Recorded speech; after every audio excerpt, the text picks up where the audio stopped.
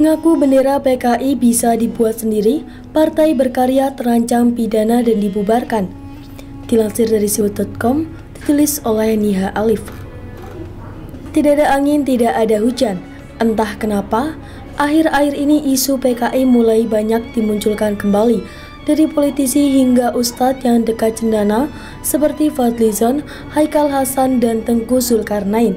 Semua membahas kebangkitan PKI. Partai berkarya bahkan menjadi populer isu tersebut. Kita semua tahu kalau pemantaian PKI menjadi jembatan peralihan dari Orde Lama ke Orde Baru. Isu ini sudah usang dan menjadi kesepakatan bersama untuk dilarang di Indonesia. Dasar hukumnya kuat dan pastinya aparat mulai dari kepolisian, BIN hingga TNI akan turun dengan cepat kalau melihat ada benih yang ditimbulkan.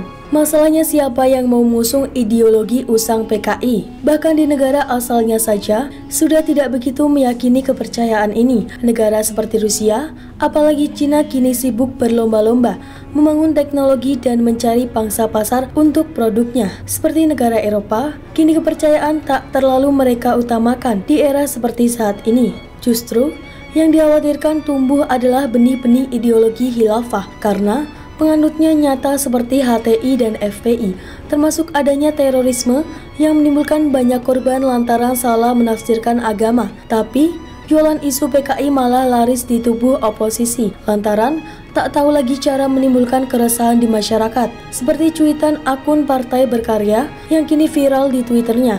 Cuitan soal bendera PKI berhasil menyedot perhatian publik hingga di-retweet 905 kali dan di-like 3.585 kali. Kalaupun masyarakat membuat bendera PKI sendiri, kemudian bakar rame-rame, emang kenapa? Itu simbolis penolakan terhadap PKI. Yang gak boleh itu, bakar bendera merah putih, naikin bendera bintang kejora, apalagi terus dibiarkan saja. Logika jangan cuma disimpan di laci, tulis akun @berkaryainfo. Menanggapi cuitan Partai Berkarya tersebut, salah satu balasan netizen yang paling banyak di-retweet 203 kali memberi komentar menohok.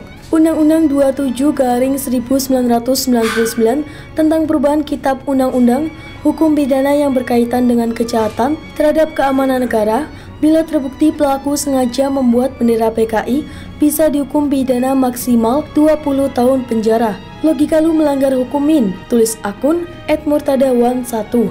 Partai lu bisa dibubarkan MK kalau ngaku buat bendera PKI. Ayo ngaku aja kalau berani. WKWKWK. Tambahnya lagi, beberapa netizen lainnya mengomentari ketololan partai ini karena mengaku kalau bendera PKI yang dibakar bisa diproduksi sendiri. Padahal baru-baru ini kepolisian telah menangkap pelaku pembuat atribut PKI. Baiknya, negara segera mengadili Partai Berkarya hingga membubarkan karena mereka secara tersirat mengakui sebagai dalangnya. Ternyata mereka tak hanya provokasi kebangkitan PKI, tapi juga mengamini bendera bisa dibuat sendiri. Era Orba mungkin telah berlalu, tapi rohnya lebih menakutkan dan berkentayangan ketimbang PKI itu sendiri. Semua orang juga tahu kalau Partai Berkarya adalah manifestasi Partai Kebangkitan Orba. Tapi, adakah satu partai saja yang mewakili kebangkitan PKI? Tunjukkan dengan disertai bukti nyata, bukan hanya menuduh-nuduh saja. Kalau PDI dianggap membawa kebangkitan PKI, maka akan terjadi perang saudara di mana-mana, karena partai ini telah lama berkuasa. Tapi, hingga saat ini masyarakat hidup damai dalam lingkungan negara. Hanya SJW pengkhianat bangsa karena membela gerakan Papua Merdeka dan kriminal yang diulamakan yang mengaku mendapat tekanan. Selain itu adalah permusuhan hingga pembantaian yang terjadi di antara kita. Kalau ada kasus yang menimbulkan korban jiwa dan mengerikan pasti terkait teror bom atau gerakan Papua Merdeka hingga demo pasca Pilpres yang berujung kerusuhan. Selain itu, masyarakat kita hidup berdamaian dan tak sekalipun melaporkan pembantaian oleh PKI. Jadi aneh kalau tiba-tiba dimunculkan, diadakan lagi hingga nyetak atribut untuk dibakar sendiri.